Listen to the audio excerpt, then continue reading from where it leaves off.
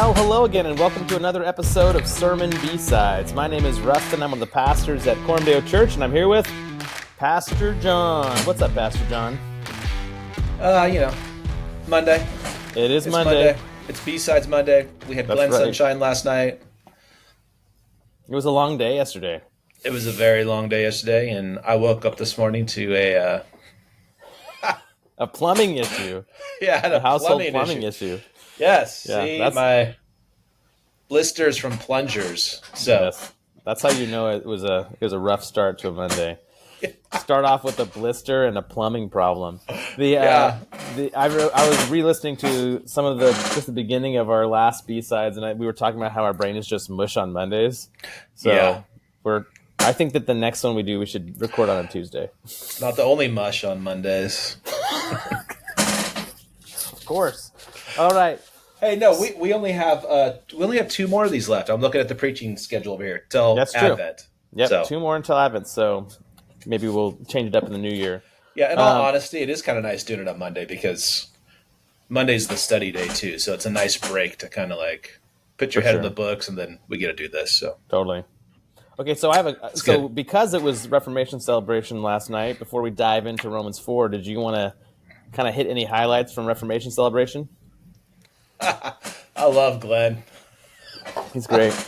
I love Glenn Sunshine. I thought the Reformation celebration was a little bit of a Reformation critique.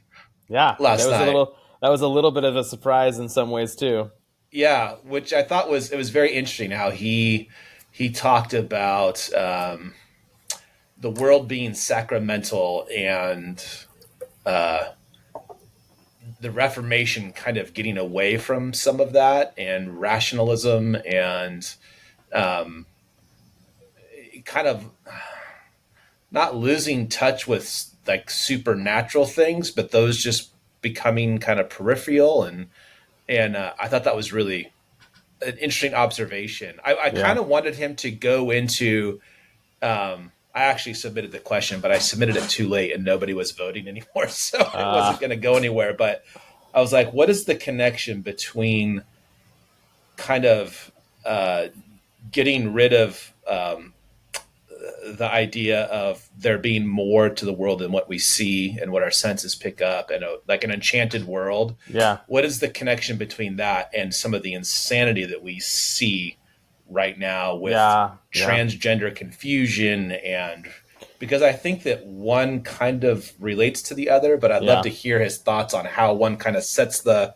stage for the other to take off. So but we got started maybe a little bit later than usual.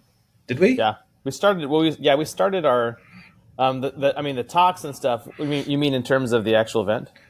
No, I mean like him talking. Like I thought we had more time for him to talk or something last year. Oh yeah, no. Well, he had a whole hour, which was more than he's had the last couple times. Really? Yeah, but it did feel like we had more front end intentionally because of the we realized that there wasn't enough time for people to get their food in the beginning in the last couple ones. So I like how you said that. It's very, very kind. So but no, that idea though, it's interesting because we were talking about this, Glenn and I think right before he went up to talk, and how the Reformation guys still had a ton of like they believed in the supernatural, especially. I mean, he kind of gave it. There's a spectrum a little bit, and that Zwingli, for instance, tended to be a little bit more of a rationalist than the other guys that he mentioned. But how there were large cultural things moving towards desacralizing, and I think that what you see is that they were trying to kind of rescue the sacramental stuff from the other side of the ditch. Right. But then there was this bigger movement just to get away from it altogether. Yeah. And I think with time, like I don't think that he would say the Reformation guys were unsupernatural, but you add those two things together, maybe a little bit less maybe a biblical worldview that isn't like retaining that supernatural piece. combined with the kind of cultural movement towards rationalism. And then Mm-hmm. 100, 200 years later, you've got a pretty rationalist world that Yeah. doesn't even have space for the supernatural. So I think that's important to remember, and I love that he kind of came back to. He's like, well, if we believe sola scriptura, we should actually really cling to this, or like Yeah. hold this because Yeah. it's in the Bible. So Yeah. what, I like love what he said about communion, how that's kind of the test to yeah see what you think about the world. And I thought that was really helpful in terms of is communion exclusively a symbol? yeah Is it like memorial, like Zwingli yeah would have said, or is there something going on that's mysterious that we don't understand, but nevertheless real?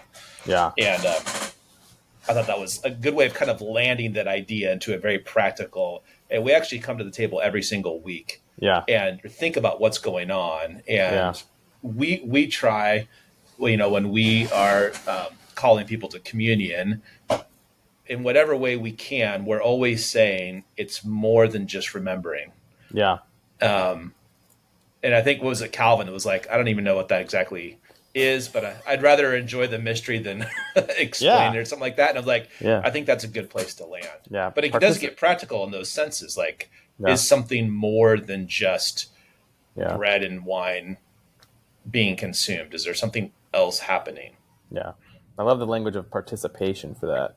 Yeah. There's something going on. I actually I'm a fan of Calvin's understanding of the supper, that it's like we're entering the heavenlies when we Yeah. come into the worship space, Yeah.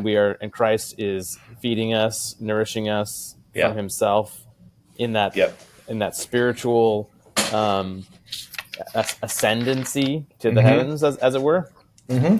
Anyways, fun stuff. Talking about the Reformation celebration, I really liked how in the Q&A he made it kind of like clear that it's okay to look at a political party platform's list of things and like just use the Bible and say, yeah, that's demonic. Yeah. I appreciated that. Okay, so all right, Romans 4. Here we go, Romans 4. Here we I'm go. actually really glad that we decided to do one chapter at a time, because this particular chapter, Yeah, I mean, the way that they broke down the chapters makes sense because they are dealing with similar thoughts. But this particular chapter is super interconnected, and Yes. the two things that Paul is going after are very closely related. It's easier to talk about them at the same time than separating them. So, with that in mind, yes, I agree. When I was preparing my sermon on the second half, I was like, I feel like a lot of what I have to cover was in the first half. Really? Because he circles back at the end of the chapter to imputation, right? Mm-hmm. And that's like he's digging back into imputation with the whole. It's not, the promise doesn't come through law; it comes through the righteousness of faith, right? And so he had just established in the earlier part the imputation stuff. So it was like, okay, we're hitting on imputation again, the imputation of Christ's righteousness, but we're coming at it from a different angle. The angle you covered was circumcision again, right? Because that's a big deal. It's interesting because there's a lot of like, it's like he's layering his arguments, because in Romans 2, he talked about how being a recipient of the law doesn't mean you're okay. Yeah. Being a recipient of circumcision doesn't mean you're okay. Right. And in this chapter, he's saying, let me unpack that for you. Here's why biblically why circumcision does not make you okay. Was Abraham okay because of circumcision, or because of something that happened before circumcision? Be careful about unpacking circumcision. Yeah. Give it time to heal. That's a delicate matter. Yes. All right. So we digress. So I thought we should first talk about kind of the first, like the big picture about Romans 4, when you preached on the first half of Romans 4, you talked about how the gospel was preached to Abraham, Mm-hmm. right? And Mm-hmm. I think Jesus says when when Abraham heard of my day, he rejoiced and was glad. And then I think later Paul, where's the passage where it specifically says the gospel is preached to Abraham? Galatians 3. Galatians 3. So Paul I believe it's talks chapter 3. talks about the gospel being preached to Abraham. So this is kind of Yeah. a surprising thing when you're maybe getting your bearings at first reading the Yeah. Bible. Like, wait, the gospel was preached to Abraham. How and when did that happen? I think it's surprising for people who have been in churches their entire lives. Yes, maybe that's why. Yeah, I don't think it's just. Definitely, if you're starting, that can be a little shocking or yeah, jarring. But I think for people who have spent their whole lives in churches, when you start hearing these specific things, you start going, "Wait, what?" Because yeah, I remember when I was a youth pastor, this is probably one of the questions I got. I don't want to say more than any other question, but almost more than any other question yeah, was, okay, so we're saved by faith. How was Abraham saved? Like literally, yeah, how was King David saved? How were the Old Testament saved? Or yeah, Old Testament saints saved? Like that came up all the time. yeah, yeah. And one of the reasons I think that it came up is because it wasn't explicitly clear from the pulpit, Sure. right? And there's all Yeah, sorts of reasons for that, and it's not just that people didn't believe it, but that there sometimes there's not a whole lot of Bible teaching that comes out of the pulpit. yeah, yeah. It's true. And so if that's not happening, then texts like this certainly aren't going to get covered. But I think that question of, okay, Paul's talking about this gospel, and he's laid out the universal problem of sin, and then he's saying that having the law that can't save you, circumcision can't save you, and so he's making this case that it's faith alone in Christ alone. That's the only way Yep. to be right with God. And but then I love what he goes like, okay, if you want a picture of what this looks like and how this works, and you're kind of expecting him to like, maybe pick a modern example of this, and he just goes to Abraham Yeah. Very and beginning. David and King David, both of them. Yeah, that's right. And Yeah. and it's like these are the two of the greatest heroes in the Old Testament scriptures. Um, and he presents them as examples of justification by faith alone in Christ alone, Yeah. which is incredible. Yeah. So, uh, so maybe just unpack a little bit more. How does that work? Like, how is it that Abraham, way before Jesus, how does that work that he was justified by faith? Jesus hadn't showed up yet. Like, I thought the old covenant was old and different. Like, how would you answer that question? Yeah, the old covenant is old and the new covenant is new for sure. But I think to understand how it's that God saves Abraham the same way he saves David, the same way that he saved Paul, and the same way that he saved people on Sunday who heard the gospel for the first time at church, right? Yeah. It's the same way. And I think you have to understand that God has always and only had one plan for redemption. There's Yep. been one plan that is unfolding progressively through redemptive history. And when I say progressively, I don't mean that God's plan changes based on the cultural setting and assumptions and God's truth changes.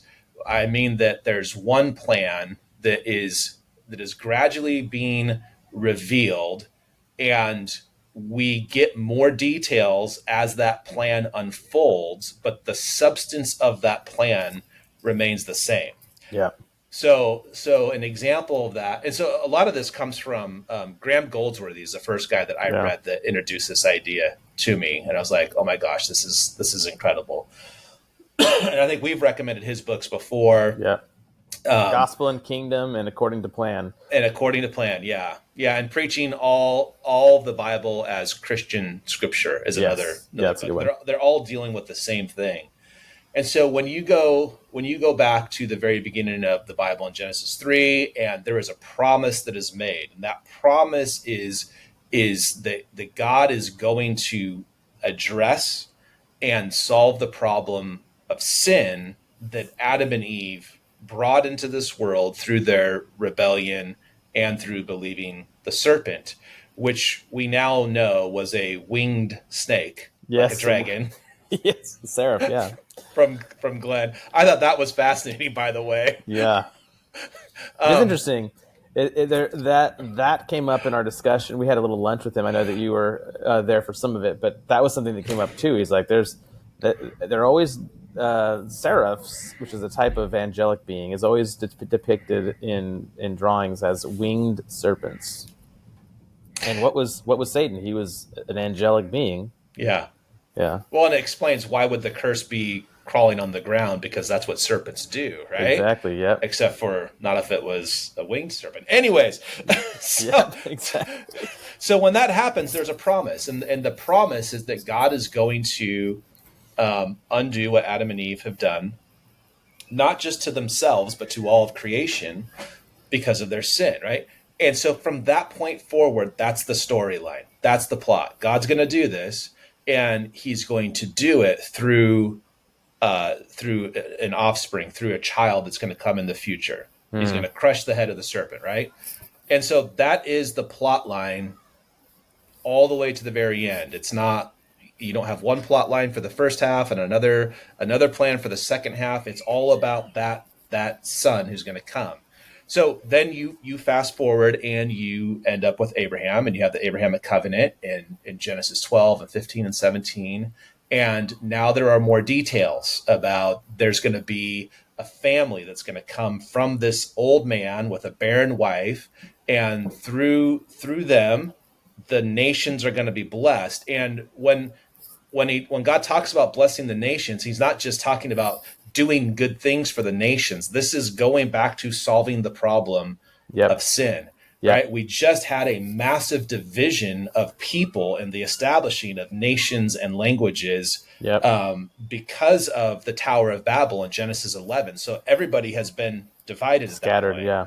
Yeah, but God is going to solve this problem, and it's going to be for everybody. It's not just I'm gonna bless Abraham and his family, but God's plan is to resolve the problem of sin, going back to Genesis 3, and this is going to be something for all the nations. So that starts to unfold, but it's that Yep. same story, Yep. and that just continues all the way through Abraham, through the establishing of Israel, through temple, through sacrificial system, all of that stuff is the unfolding of that promise. One promise, yes, we get more details as it unfolds, but we're not dealing with a different promise. It's that same. So the substance of that promise is the same. So much so that Paul then can say that substance was Christ. Yep. Yep. Like, now, did Abraham understand that he was believing in the second person of the Trinity being born of a virgin, the incarnate Son of God, who would then, be crucified? Did he understand all that? No, Yeah. he wasn't told that, but he believed the promise of God. Yep. Yep. And Christ was what God was promising.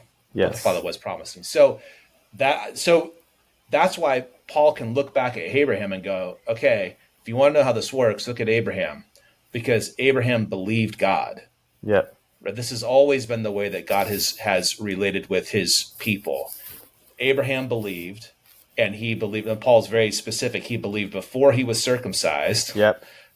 He actually believed a long time before he was circumcised. It's not just like he believed and then like the next day he was circumcised. There's quite a bit of time unfolding between believing the promise and then there's the circumcision, and it was on the basis of his faith in God's promise that he was declared or counted or credited to be righteous. Yes. And Paul is saying this is the way God did it with Abraham. This is the way he did it with David. This is the way God does it with everybody. There's always been one plan, one story, one way. Yes. And that's helpful, because one of the things that I think that you end up running into, if you don't see that one plan, one promise, one way that you receive the benefits of that promise, faith, you often end up this is what we see end up happening is you end up creating two different peoples of God, Yeah. right? So one plan, one promise, one people, right? Yeah. And that's one of the, we talk about dispensationalism a bit on this because it just comes up, but that's one of the things that had first kind of ruffled my feathers about reading dispensational stuff, is this idea that there were two people.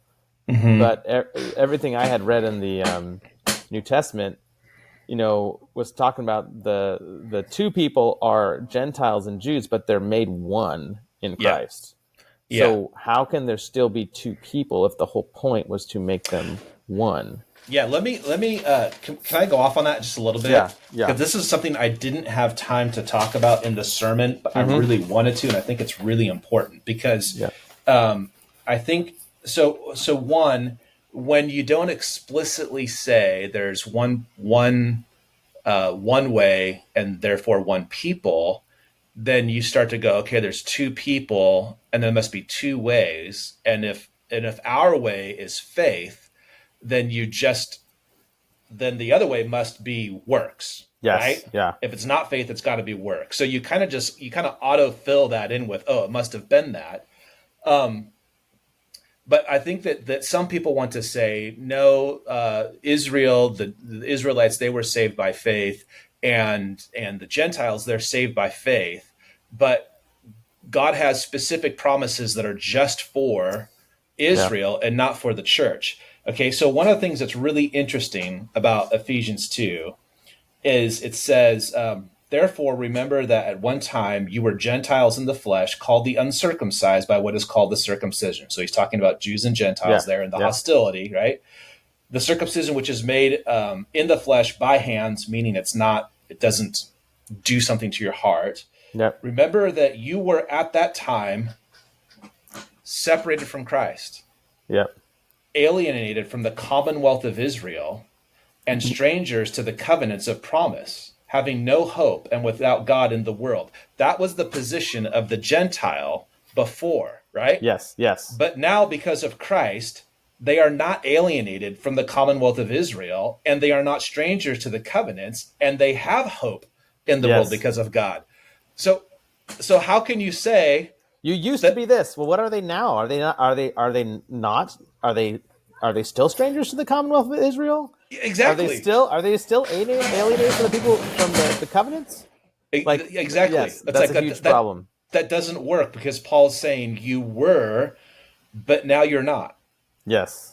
So what is the part for Israel that, in terms of God's plan and his promise, that the church is excluded from if we are part of the Yeah. commonwealth Yeah. and we are heirs of the covenants and we have hope with God in the world? What is it that's right? Missing. That does Yeah. it doesn't make any sense to me It doesn't make any sense. Yeah. at all. Okay. So one way, one people. It's Yeah. always been justification by faith alone, faith in Christ. Abraham's the case study of that, faith before he was circumcised. Okay, we got all that. David's the same way. It was faith in God, faith in the promises of God. God did not count his sins against him, and God counted it to him as righteousness. So that's Paul is laying this foundation of it's always been justification by faith alone. Yeah. Yeah. Always, always, always, always, always, and only. This is the way it is. So, okay, so that leads into what you talked about on Sunday, and there's a word in here in the first sentence that kind of ties into what I just said, where it says, "For the promise to Abraham and his offspring, that he would be heir of the world." Yeah. Okay, how did we get from the land of Canaan to heir of the world? Can you explain that? Yeah. So there are a couple things, because he's saying that there's two ways to go about this. Okay. No, we One just is- said there's one way. There's Sorry. one way. There's two ways to think about this, and it's the same way, but it's just different angles. Okay. The one is that it is related to that unfolding revelation you mentioned earlier, which is like which which the fact that God gives Abraham and his offspring the land of Canaan does not mean he is somehow limited to only give him that, right? Yes. Like, so there's an Yes. expansive. There's no reason to not to withhold from God the ability to expand his promise. Yeah. Okay, so Hmm. the other thing is I actually think if you look at all the ingredients of the original promise to Abraham, it promises a whole, and it promises the world. Mm. Like, if you look at like all the ingredients, okay, so in you all the nations will be blessed. Well, what is blessing? Well, it's the opposite of condemnation. Yeah. Okay, so and in you all the families of the earth will be blessed, and he also and then he says, I'll give to your offspring the land that I show you. And I think there's even maybe a hint of the land that I show you being expansive, and that he tells Abraham, look at the four corners of the four corners of the earth, north, south, east, west. He's Yeah. in Canaan at the time, and all the land you see will be yours and your offspring, right? And the offspring, by the way, is gonna number the dust of the dust. It'll be like the dust of the earth. Yes. Yes. So just like think about that for a second. The dust of the earth is literally the dirt on the face of the entire world. Yeah. So if the land that is going to belong to the offspring of Abraham is going to number the dust of the earth, where are they going to go? The whole world. Up. We're gonna I go mean, up. if the dust on the earth itself is covered over every continent of the earth, it's like I don't understand how you could not have the whole world. Like it's kind of I think it's kind of baked into that promise. Yeah. And so it's baked in, but it's baked in such a way that accounts for that unfolding nature. Because he tells Abraham, go here, Yeah. right? And there's something being established typologically through the people, the nation, the laws, the kingship of Israel that is a type, a shadow, pointing to something that was originally promised, but is going to be expansive, because it has to be if it's going to solve the problem of the fall, because the whole world fell at the fall. Yes. Yeah. And I think that's kind of how I try to set that up on Sunday. Is like, okay, so you have to first start by asking, where does this promise to Abraham occur, right? It occurs after the fall. I mean, you have like these things leading up to that point, like between the fall and Abraham, like the flood, like Babel. But there's an initial promise made immediately after the fall, which is that there's a seed, an offspring of the Mm-hmm. woman who's going to crush the head of the serpent, which means destroy his works, destroy him and his works. Mm-hmm. Which in the New Testament we know that Jesus is that. Like, Jesus explicitly has said that the Son of God came into the world to destroy the works of the devil. Right? He came to undo what the devil did. Well, what did the devil do? Well, he through his temptation and his deceit, he plunged the whole world into into sin and the fall, and into a kind of allegiance to him, right? Mm-hmm. Mm-hmm. And so the promise, like, how could you like how could the promise to Abraham, if it's in line with God's original promise to Eve, or to the serpent about Eve, how could those things be disconnected? Like, they're not. We're Yeah. talking 9 chapters in the Bible is what spaces these things out. And if you look at the content of Abraham's promise, it's like, oh yeah, well this is to undo what happened in the fall, which was Yeah. a world falling, not Yeah. just a small piece of land. Yeah. I think Yeah. that context is really important to remember and keep coming back to, that God is interested in solving the problem of sin. Yes. Right? Yeah. He's not interested in just doing a little thing here and a little thing there and give a little bit of land. Like, the things that God is doing and promising all are moving towards the restoration of all things Yes. under a true king. Everything is heading that way. And so once you start getting off on rabbit trails for things that aren't part of that, or don't relate to that, Yeah. you start to lose like the driving force of what is going on. Yes. When you on Sunday, you talked about that it'll be no more than the stars in the sky and the sand right on the seashore, which is like a lot of sand. And when you Yeah. said that, I immediately started thinking of the book of Numbers, Yeah. and like all of the tallies that you have of Yeah. this how this hold. And it was like, I in my mind I was thinking not enough, not Yeah. enough. It's Like there's unfolding. a Yeah. contrast between this right here can be counted, Yes. and what God is going to do cannot be Yeah. counted. That's what was going in my head. And it was Yes. like, Yeah. oh yeah, this is good stuff. Yeah. That's great. So, I had a thought based on the last thing you said before you brought up the dust of the earth again. Even this idea of undoing everything, making all things new, I think is also baked into the idea that Jesus is the second Adam, Mm-hmm. right? Like he's not. Yes. It's not just a second Adam that he's another new, different federal head. Adam was given the whole world. Like he Mm-hmm. was he was given dominion over the whole world. He was God's representative king over the earth. And so the fact that that's part of, how the New Testament talks about Jesus too is, I think, and again, it's like the same thing. Like Adam fell, so we need a new Adam. There's a kind of hint of that in Abraham, but it's going to be Mm-hmm. fulfilled with Christ, who is the actual second Adam, who is the king over the whole world. It's all, Yeah.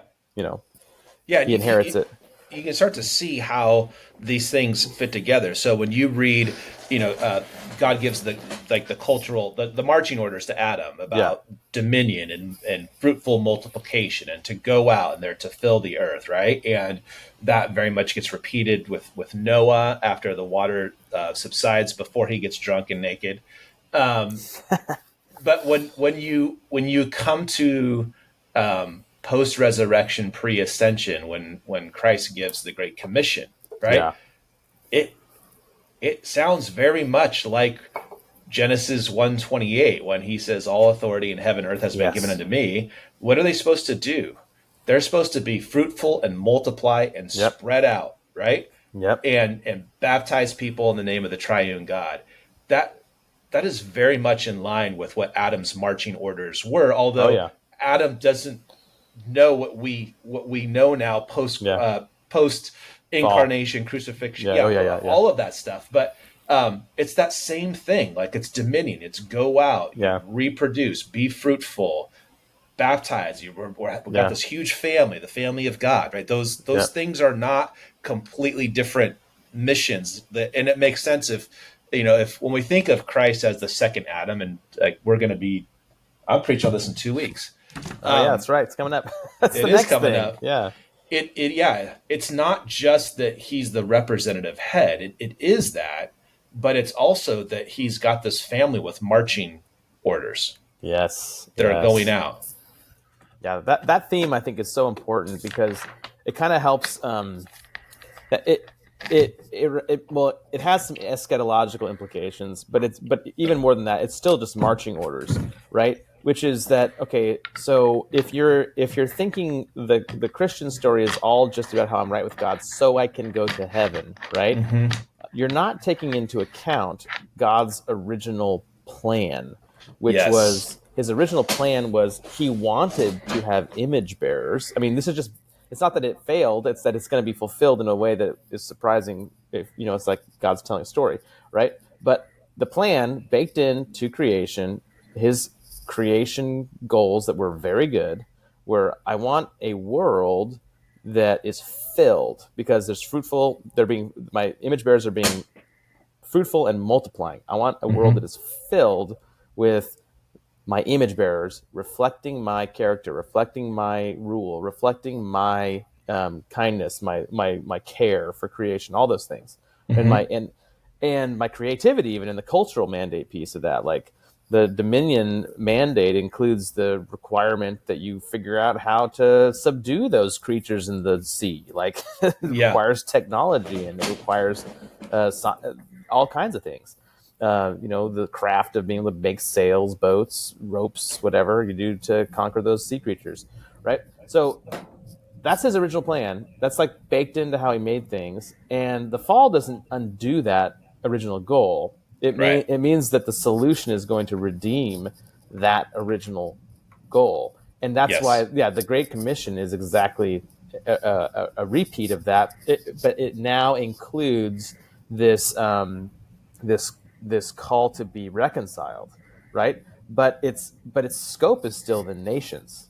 Baptize Yes. the nations, not it's not like baptize individuals. But why? Because the nations cover the earth. The Hmm. nations are so with that, it's like if you have this kind of like narrow minded kind of like goal of Christianity is just to get to heaven when I die, then you're not going to be thinking, okay, I'm redeemed now to Hmm. display Hmm. his image in my work, in in my community, in my nation where I'm at. I am supposed to display his rule, his character, and all those things where I'm at, right? And Yes. I'm supposed to work with other Christians to do that as well. That's called the kingdom, Yeah. right? And so there is, yeah, there's just a kind of like that tunnel vision gets in the way of like, okay, so you're saved for something. Yes, you're saved from the punishment of sin, but you're saved now for this mission, Right. right?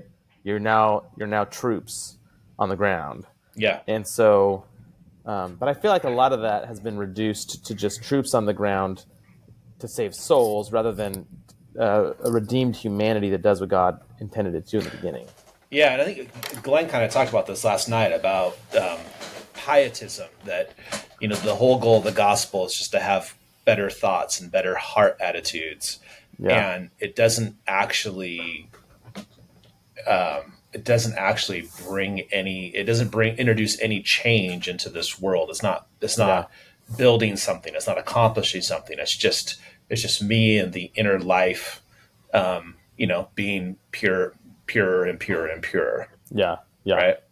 And I yeah, think a lot of people if you think that the story is we're gonna hit eject and go to heaven and that's it, then it logically follows. Then why would you do anything to this earth? Because you're gonna leave it behind. It's all gonna burn, and so I'm just gonna focus on my heart and my attitude, yeah, right? But if the story is God is deeply interested in the creation that He made, and He yeah, said it was good, yeah, and it was subjected unwillingly, like it wasn't subjected for its own sin, but it was subjected to groaning because of our sin, and then He sent His Son, taking on our flesh, to come and renew the creation. Then the things that happen here are actually really really important. really important. Yeah, Yes. and when Paul after the longest, most focused work on the resurrection, just reminds the church that your work in the Lord is not in vain, Yes.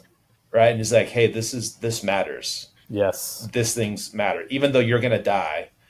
Yeah. This matters because you'll be resurrected, and the creation will be made. It'll be liberated from its groaning. To Yeah. use Romans. Okay, can I ask you another question? Yeah. Because Yeah. I'm looking at the clock here. I guess we can go a little longer because it's just one episode. Is We've that been right? averaging about 40 minutes since the one Okay, chapter change. so I have 1 minute and 55 seconds. Another single word that really stood out yesterday is from that same verse, the promise to Abraham and his offspring. And then he goes on Offspring. to say it wasn't the offsprings plural, but the offspring singular. Hmm. Why does that matter? And so two questions. Why does that matter? And then the second one is, you and I before this did some Bible searching, and if I Yeah. read my Bible in Romans 4, Paul says it's offspring, Yep. singular. And Yep. if I go to Genesis chapter 15 and 17, it says descendants, plural, Yeah. right? So let's Those talk about one. translators aren't. Yeah, those translators aren't helping us out there. They're not, but there's something important to be said there. Yeah. Like, Yeah.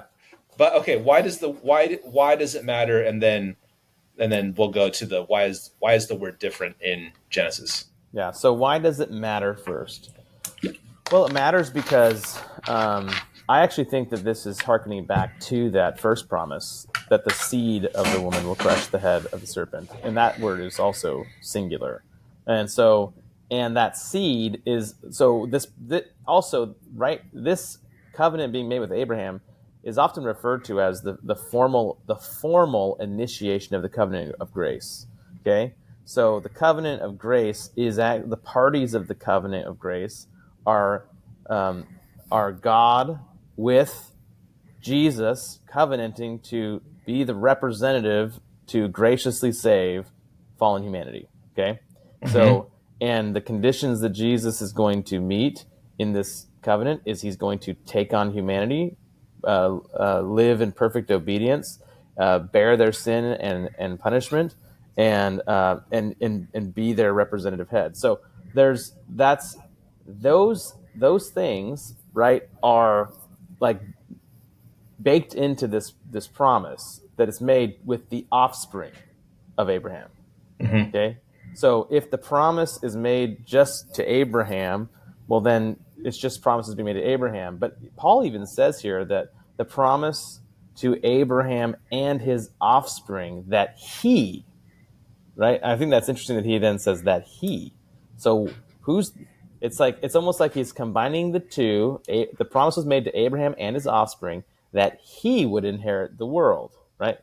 And you could actually get into a little bit of what's called the totus Christus here, which is Mm-hmm. this idea that so the body of Christ is united. Some people use the word mystically to Christ Himself, Mm-hmm. right? And so in this idea, if the offspring there is Jesus, right? The promise to Abraham and his offspring that Yeah. he would inherit the world, the heir of the world, then Abraham is like a member of the totus Christ, of the member of Christ, right? Yeah. And Yeah. the offspring is Christ, and so that's why he can then go he, because we inherit everything in Christ, right? Yeah. Because Yeah. we inherit the earth because we're in Christ, because we are in Him, right? We Yeah. are united to Him. We are His. He is our head. We are the body. He's the we're the bride of Christ. So those things. So it's important because that covenant is a promise that God makes that ultimately Christ is the guarantee and source of those blessings that are then promised. Mm. So I mean that's important also because if you think offsprings is plural, you're going to get into funky things where there's promises being made specific to specific people that is taking more of a genetic or ethnic um, posture than I think the Bible actually gives warrant for, because the Bible is primarily concerned with covenantal realities, not ethnic realities. You actually Mm-hmm. had a blitz on this a little while ago. When I can't remember what the title was, but it was about Israel, right? Yeah. And this Israel doesn't equal yeah, Israel. Israel doesn't equal Israel, and that's a really important, like if you start thinking biblically, the Abraham was a Gentile. He was called by covenant, right? He had faith, and he Yeah. became this new covenantal reality that is then uh, passed down covenantally to his descendants. But that covenant reality doesn't know any bounds, like in terms of an ethnic thing, like because you have the mixed multitude, Yeah. you have Moses marrying the Cushite, and so that means you have all kinds of mixed things going on Yep. in the old covenant. It's not a genetically pure people, Mm-mm. so it's primarily a covenantal people. So that's important because what you end up doing is you end up emphasizing ethnicity where the Bible is more interested in this covenant reality too, and Yeah. the covenant reality, the substance of that covenant is Christ. He's the covenant head. He's the covenant mediator. So that's Correct. kind of, hopefully that's not like confused. Like I don't know. I hope I answered your question in the way you were thinking, like why it's important. Well, no, I mean, part of the purpose of this is to get Yeah. get people thinking like Yeah. deeper, right? So it's like Yes. you don't want to like necessarily try and lay that out on a Sunday where you don't have Yeah. time, For sure. because Yeah. you're trying to stay focused. But like we can do that Yeah. stuff. That's what Yeah. this is for. And So then no, and then I think that's really helpful. what was part two of that question? Part two was, so you and I had this Oh conversation yes. before Yeah. we hit record about Paul says seed, and all when we go back and read Genesis 15 or 17, which is where you have the Abrahamic covenant terms and stuff being laid out, it says descendants. Mm-hmm. And So we're like, okay, well, Paul says it's singular, and when you go back and read Genesis, it sounds like it's plural. Yeah. And so there's an interesting. Yeah. I mean, we can get into the text thing here, but there's an interesting principle in terms of how you interpret that I think is good to just acknowledge. Yeah. So Hermeneutics. here's one primary principle of interpretation. The New Testament authors are inspired, and they're also closer to events as they happened, and they should be trusted more than the translator who comes down to you later. Okay, so that's one thing. Okay, so and I think this is a good example of this, because Paul is like, where do you have it anywhere else in the Bible such a minute detail being called out about a translation, and the point Paul's making hangs on it, right? Like it's literally, it's singular, not plural, right? So then I think I did the exact same thing you did, which is I read that and went, really? And then I went back and I had the same conundrum. It's like, wait, my Bible says descendants. So where is this singular offspring that Paul is referring to? Where does that come from? So the problem is that this is the problem, is that when you that is a translation choice to make it descendants. Yeah. Okay? And it's not on its face a bad choice, because kind of like you talk about like seed, right? If I was talking about the seed of something, right, you might not be thinking about one individual seed, but it's one of those words that kind of can be pluralized very easily in our imagination, right? Yeah. If I'm Yeah. talking to you about your offspring, well, are you think, and I use the singular, do you think I'm only mean one of your kids, right? Right. Yeah. But if the New Testament is very explicit that it's singular, and the original text also says singular, we should probably stick to the singular. Yeah. Yeah. So, Yes. so the I don't think that a lot of translators kind of get so hyper focused on like one book at a time, and there's some philosophies in going on when they do that. But like, there's another question here, which is like, what does the original text say? And the I don't know. Is this a good? I mean, do you want to talk about Septuagint and the Masoretic text, or what do you want to? Yeah, if you want to. Okay, so the the older translation that we have of the Old Testament, okay, the older translation of the Old Testament that we have is actually the Greek translation of the Hebrew text called the Septuagint. Yeah. And I'm pretty sure that was either done in like 400 or 200. I can do a Google search right now. 400 or 200 BC. Okay, so we're talking this translation of the Old Testament in Greek. And sometimes it's LXX. Yes, it's is often what shows up. it's often given the title LXX, which is the Roman numeral for 70, because as the tradition states, it was 70 elders that did the translating work, and they all did it. I believe the tradition is that they all did it individually, and all their Greek translations matched up perfectly, and so they believed it was a blessing from God. Interesting story. I don't know how the veracity of that story, but Sure. but it's an older translation. So we actually have an older Greek translation of the Old Testament than we do a full Hebrew Old Testament. The Dead Sea Scrolls, well, actually, the Dead Sea Scrolls aren't. I don't think are actually as old as the Septuagint even, but they're old. They're like either first or second century BC, I believe. But you're not getting sections of Genesis. You're not getting a in lot the of Dead Sea sections. Scrolls. Yeah, there's only a handful of things there, and then the latest version of the Masoretic of the Hebraic text is the Masoretic text, and that one is like from like the earliest edition we have of that is like from 600 or 700 AD. AD. And so, and if you look at a lot of the New Testament was written in Greek, and there's a lot of times where it appears to be pretty clear that the particular translation being quoted by the New Testament authors was in line with the Septuagint. Whether it meant they were quoting the Septuagint directly, or they were quoting a Hebrew that was more in line with the Septuagint that was available to them that we don't have, That seems to be, there's a difference between the Masoretic at times. It's largely close, but there are differences. And so Yeah. I couldn't find, I wasn't able to do my research and confirm whether or not in the Masoretic text, which is again like 600, 700 years AD, whether it had offspring or offsprings or descent. You know what I mean? So if it did have the plural, that'd be an instance where I'd go, well, kind of principles of identifying which texts are more accurate. I'd go with the older one, Yep. Right. closer to the actual texts. Yeah. So Just like with whiskeys, go with the older one. yeah, but the Septuagint is clearly singular.